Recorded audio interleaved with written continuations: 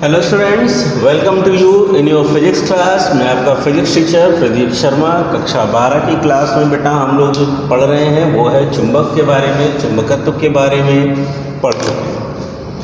आज से हम लोग एक नया चैप्टर स्टार्ट करने जा रहे हैं जिस चैप्टर का नाम है विद्युत चुंबकीय प्रेरण, इलेक्ट्रोमैग्नेटिक इंडक्शन। प्रेरण के बारे में अगर बात की जाए तो ये आपके पास एक ऐसा चैप्टर है जिसमें आप इलेक्ट्रिक और मैग्नेट दोनों से संबंधित कुछ बातों को समझेंगे और पढ़ेंगे। ठीक है, तो सबसे पहली बात यहाँ पर आती है, थोड़ी सी चीज़ें जो हैं वो आपकी वैद्युत यानी इलेक्ट्रिक से रिलेटेड होंगी। तो उसी में सबसे पहली बात जो आपके पास आ रही है वो आ रही है चुंबकीय फ्लक्स की। किसकी आ रही है? चुंबकीय फ्लक्स। तो ये आपने लिख लिया है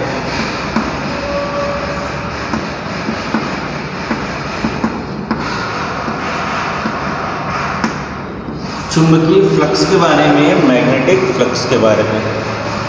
ठीक है, क्या होता है चुंबकीय फ्लक्स यानी मैग्नेटिक फ्लक्स? तो थोड़ी सी बात समझ लेते हैं। पहली बात तो हम ये मान लेते हैं, बिल्कुल गॉस पढ़ेंगे जिस तरह से, बिल्कुल उसी तरह से हम इसको भी पढ़ते हैं। तो गॉस में हमने जब पढ़ा था तो वो था वैद्युत फ्लक्स, और अब आ गया है चुंबकीय फ्लक्स। हालांकि इसके बारे में थोड़ा सा आप 10th में भी पढ़ कर आए। किसी पृष्ठ के लंबवत गुजरने वाली कुल वैद्युत बल रेखाओं की संख्या को कहा जाता है चुंबकीय फ्लक्स, चुंबकीय बल रेखाओं की संख्या को कहा जाता है चुंबकीय फ्लक्स। तो मान लेते हैं कि हमारे पास जो है वो ये एक सरफेस है, ये एक पृष्ठ है, और इस पृष्ठ के लंबवत जितनी चुंबकीय बल रेखाएं गुजरेंगी उनकी जो संख्या होगी वो बनेगी चुंबकीय फ्लक्स। क्या बनेगी? चुंबकीय फ्लक्स।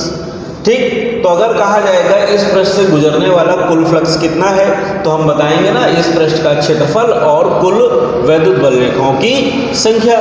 तो अगर हम यहाँ पर चुंबकीय फ्लक्स ज्ञात करते हैं तो चुंबकीय फ्लक्स बराबर होगा, अगर हम यहाँ पर ज्ञात करेंगे तो चुंबकीय फ्लक्स बराबर यानी फाई इक्वल आएगा B dot A. Simple set formula, phi B is equal to B dot A. चुंबकीय फ्लक्स को हम लोग फाई से प्रदर्शित कर रहे हैं। किससे प्रदर्शित कर रहे हैं? फाई से। ठीक है, तो यहाँ पर जो आ गया है चुंबकीय फ्लक्स यानी phi B is equal to B dot ए।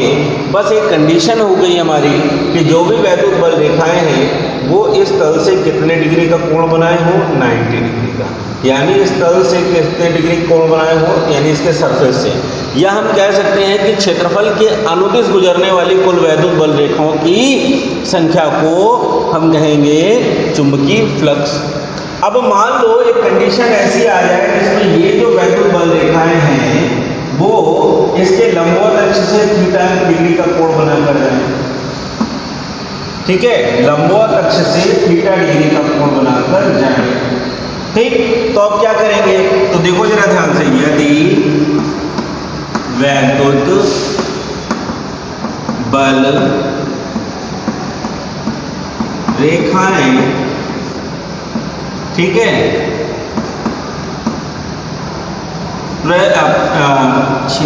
तल की दिशा से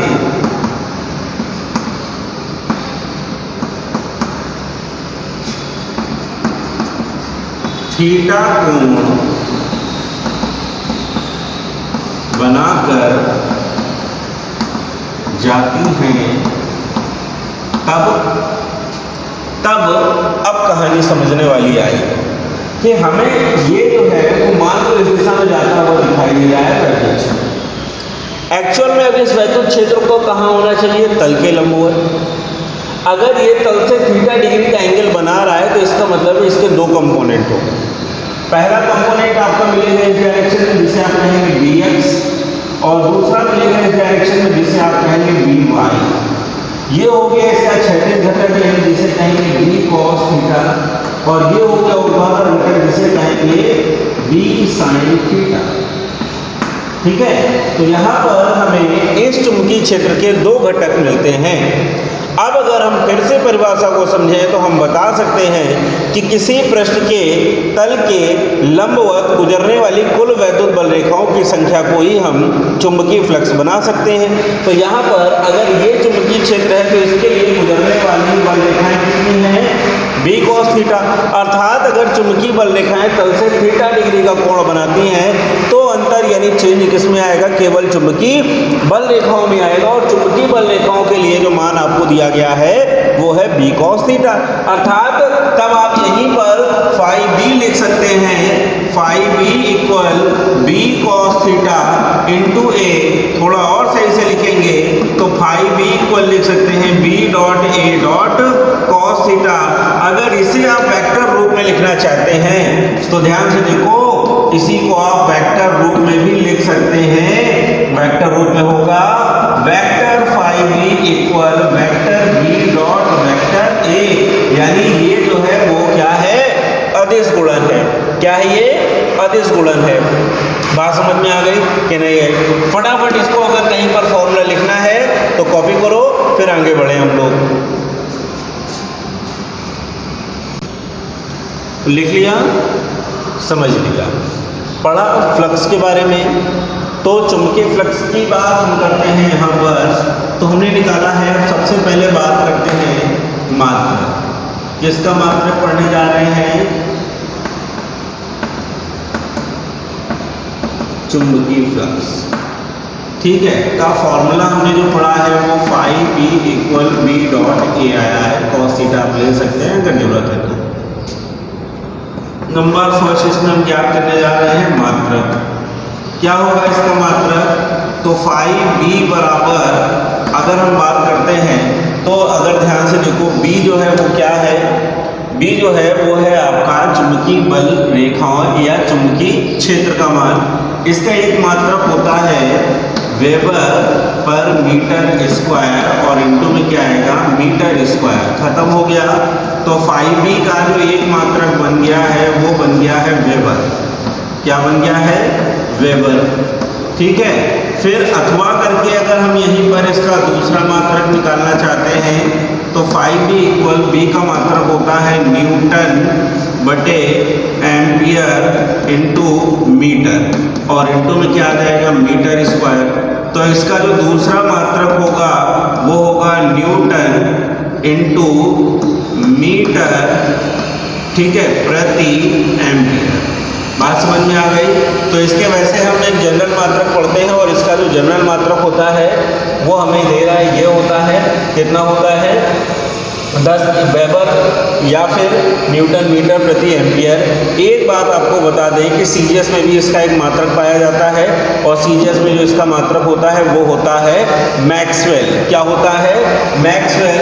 तो ये इंपॉर्टेंट करके लिख लेंगे, सीजीएस में मात्रक। सीजीएस में जो मात्रक होता है वो होता है मैक्सवेल। सीजीएस में जो मात्रक है वो क्या होता है? मैक्सवेल होता है। और अगर पूछा जाएगा तो आप बता सकते हो 1 वेबर बराबर होता है 10 की घात 8 मैक्सवेल। यानी 1 वेबर बराबर कितना होगा? 10 की घात 8 मैक्सवेल। बात समझ में आ गई कि नहीं आई? ठीक है। फिर आगे हम लोग पढ़ने चलते हैं, विमा निकालते हैं। विमा तो किसकी निकालेंगे? Phi b equal b dot a। b जो है वो है चुंबकीय, ठीक है, फ्लक्स का घनत्व, या हम कह सकते हैं यहाँ पर चुंबकीय बल रेखाओं के लिए।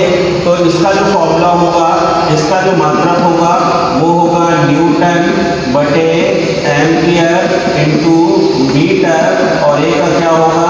Metre square. चलिए सभी की विमाएं रखें। न्यूटन है यानी बल है ml t की पावर -2 इंटू एल की पावर 2 अपॉन में a और ये आ गया l, ठीक है। एल से एल कैंसिल हो गया और इसकी जो विमा बन जाएगी वो बनेगी ml स्क्वायर t की पावर -2 और a की पावर -1। ये किसकी विमा आ गई है? ये विमा है फाई b की। फाई b यानी क्या है? ये चुंबकीय फ्लक्स है। फाई b यानी क्या है? चुंबकीय फ्लक्स है, ठीक है। फटाफट ये दोनों चीज़ें कंप्लीट करो। हाँ, 2 चीज़ों में ये इंपॉर्टेंट है और ये इंपॉर्टेंट है, दोनों आपको अच्छे से याद होने चाहिए, ठीक है। कॉपी करो इसे, ठीक है। तो अभी हमने केवल पढ़ा चुंबकीय फ्लक्स के बारे में। अब फ्लक्स के बाद हम लोग चैप्टर को स्टार्ट करते हैं। जैसा कि हमारे पास चैप्टर है जिसका नाम है विद्युत चुंबकीय प्रेरण, तो इस प्रेरण में हम यहाँ पर दो अलग अलग चीज़ें ज्ञात करना सीखेंगे। पहला होगा प्रेरित विद्युत वाहक बल और दूसरी होगी प्रेरित धारा। ठीक है, हमने क्या किया, आपको ये एक कॉइल बना के दिखाई, ये एक कुंडली बना दी और इस कुंडली में हमने ये बैटरी लगा दी और इसमें बैटरी में हमने क्या किया, धारा को फ्लो कर प्रवाह कर। ठीक है, अब ये जो कुंडली है इसमें ये लपेटे गए हैं तार, यानी एक तार को हमने मोड़ कर क्या बना दिया, कुंडली, और कुंडली का कनेक्शन हमने एक सिरा जो है वो जोड़ दिया धन ध्रुव से किसी बैटरी के और दूसरा जोड़ दिया ऋण ध्रुव से। अब जैसे ही इस परिपथ में हम इस स्विच को ऑन करेंगे वैसे ही परिपथ में क्या होगी, वैद्युत धारा बहने लगेगी। अब यहाँ पर जो भी वैद्युत धारा बह रही है तार से, उस धारा के कारण क्या उत्पन्न होगा, चुंबकीय क्षेत्र, और वो चुंबकीय क्षेत्र क्या करेगा, इस वाले कुंडली को क्या करेगा, पार कर क्रॉस करेगा। तो जब वो चुंबकीय क्षेत्र इस कॉइल को क्रॉस करेगा तो उससे क्या होगा, इसके फ्लक्स में परिवर्तन शुरू होगा। ठीक है, और जब इस कुंडली के फ्लक्स के मान में परिवर्तन होगा तो इसी कुंडली में एक विद्युत वाहक बल उत्पन्न होगा, एक प्रेरित विद्युत वाहक बल उत्पन्न होगा, जिसके कारण इस कुंडली में एक प्रेरित धारा बहने लगेगी। ठीक है, तब हम यहाँ पर एक छोटी सी बात बोल सकते हैं कि जो भी यहाँ पर विद्युत वाहक बल उत्पन्न होगा वो विद्युत वाहक बल किसके कारण उत्पन्न हो रहा है, चुंबकीय फ्लक्स में परिवर्तन के कारण। अर्थात यदि किसी कुंडली के फ्लक्स के मान में परिवर्तन किया जाता है तो उस कुंडली में एक प्रेरित विद्युत वाहक बल उत्पन्न होता है और उस प्रेरित विद्युत वाहक बल के कारण उस कुंडली में वैद्युत धारा भी बहने लगती है। तो अगर यहाँ पर दो चीज़ें आपसे पूछी जा सकती हैं, प्रेरित धारा क्या होती है, तो हम बता देंगे कि किसी वैद्युत परिपथ में प्रेरित विद्युत वाहक बल के कारण जो धारा बहती है उस धारा को प्रेरित धारा कहते हैं। फिर पूछा जाएगा प्रेरित विद्युत वाहक बल क्या होता है, तो प्रेरित विद्युत वाहक बल क्या होता है, जब किसी कुंडली के चुंबकीय फ्लक्स में परिवर्तन किया जाता है तो उस कुंडली में एक प्रेरित विद्युत वाहक बल उत्पन्न हो जाता है। दो इंपॉर्टेंट बातें पढ़ी। अब एक और इंपॉर्टेंट बात पढ़ लें कि जो भी एक इंड्यूस्ड ईएमएफ है यानी प्रेरित विद्युत वाहक बल है या इंड्यूस्ड करंट है, प्रेरित धारा है, इसका मान जो भी होता है वो उल्टा होता है।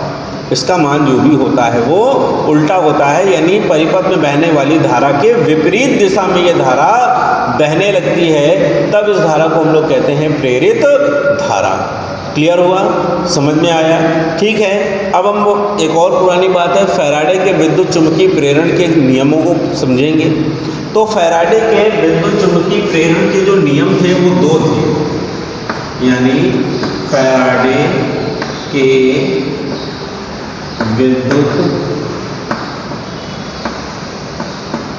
चुंबकीय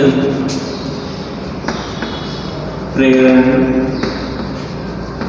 के नियम। फैराडे ने विद्युत चुंबकीय प्रेरण संबंधी हमको दो नियम दिए। ठीक है, उनमें से सबसे पहला नियम जो है उसे बोलते हैं यहाँ पर प्रथम नियम। और प्रथम नियम में उन्होंने बताया कि जब किसी कुंडली, वही परिभाषा जो हमने बताया है, जब वैद्युत परिपथ से परिबद्ध किसी कुंडली के चुंबकीय फ्लक्स में परिवर्तन किया जाए, ठीक है, जब किसी परिपथ से बद्ध, ठीक है, कुंडली के फ्लक्स के मान में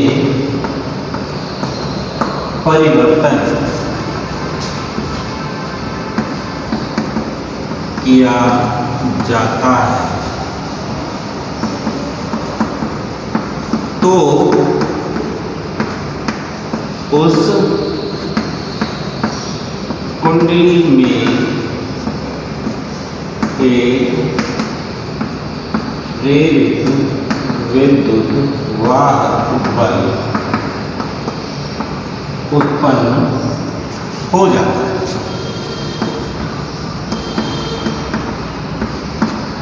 एक प्रेरित विद्युत वाहक बल जो है वो उत्पन्न हो जाता है, जिसका मान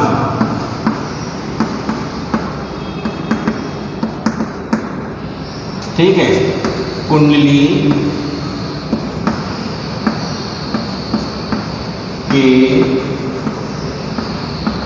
फ्लक्स में परिवर्तन के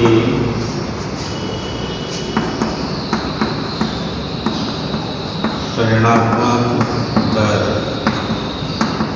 के बराबर होता है।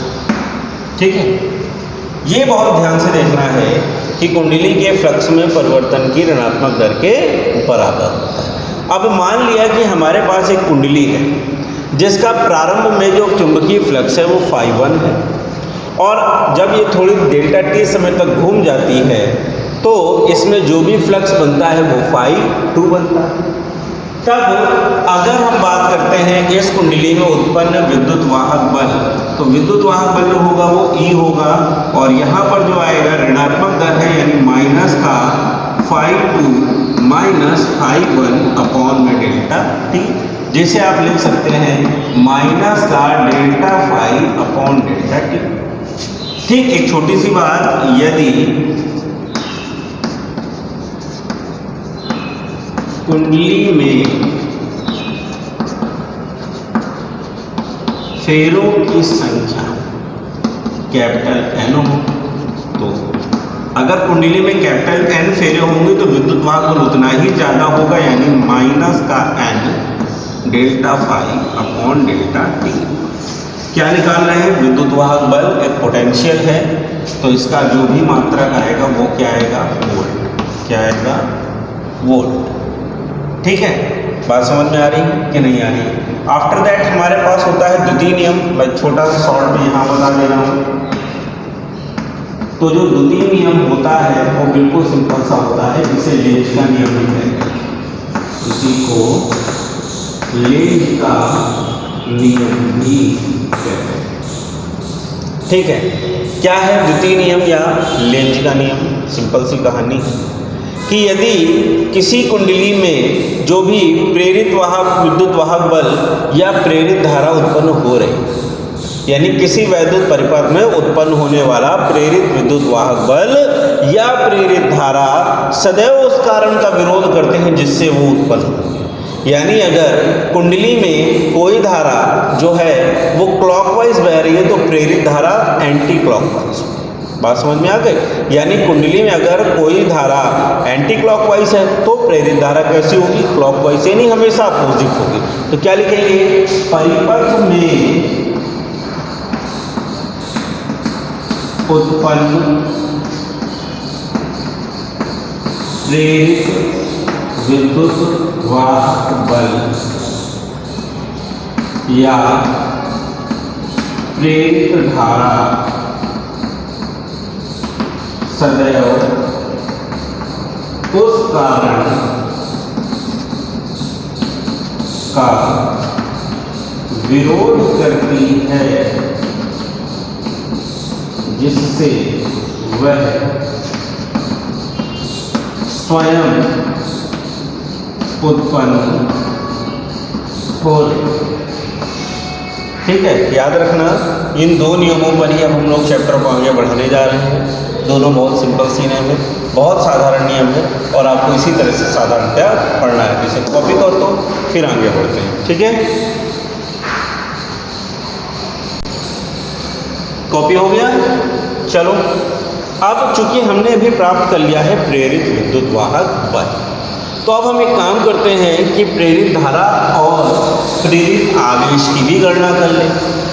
तो यहाँ पर लिखेंगे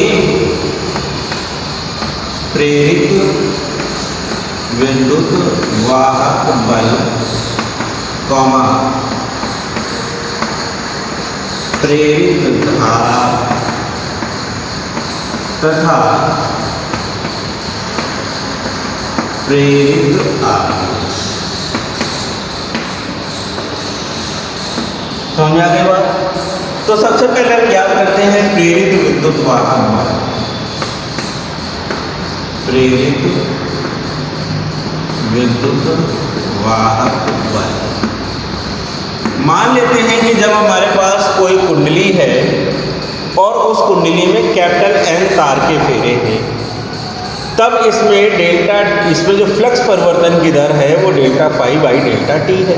तो सिंपल सी लैंग्वेज में लिखेंगे कैपिटल N फेरों की कुंडली में, फेरों की कुंडली में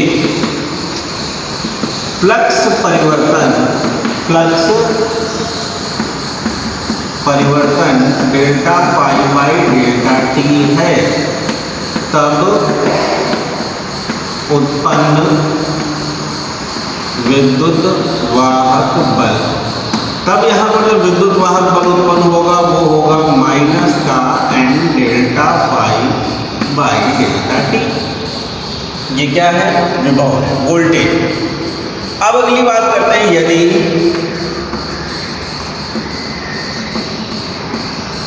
कुंडली में, ठीक है, कैपिटल R, जो भाई तार होंगे उनका प्रतिरोध भी तो होगा, कैपिटल R प्रतिरोध हो तो प्रेरित धारा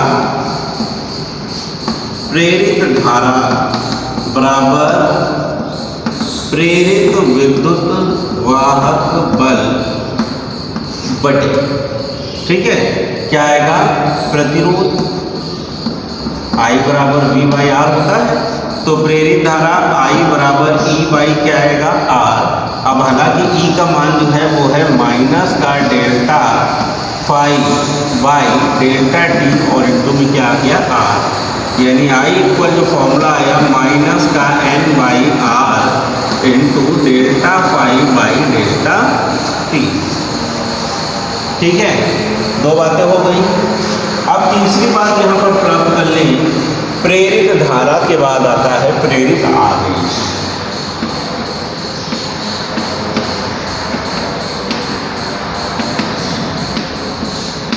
प्रेरित आवेश, ठीक है।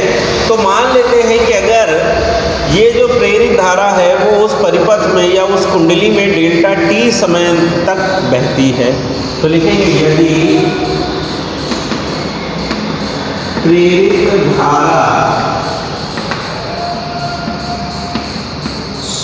परिपथ में डेल्टा टी समय तक प्रवाह होती है, तब प्रेरित आवेश बराबर होगा प्रेरित धारा इंटू समय।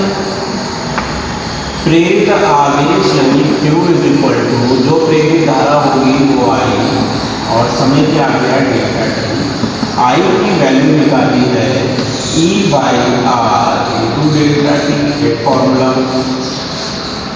ठीक।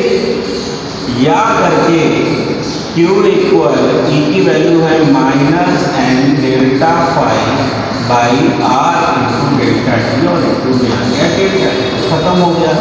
तो Q इक्वल आ गया माइनस का एन डेल्टा फाइव बाई क्या आ गया आर। दूसरा फॉर्मूला ध्यान देना, ये धारा है, मात्रक क्या होगा एम्पियर, ये आवेश है, मात्रक क्या होगा कूलम। समझ में आ गई बात कि नहीं आई? ठीक है, बहुत अच्छे से इसको भी कॉपी करो, फिर आगे बढ़ते हैं।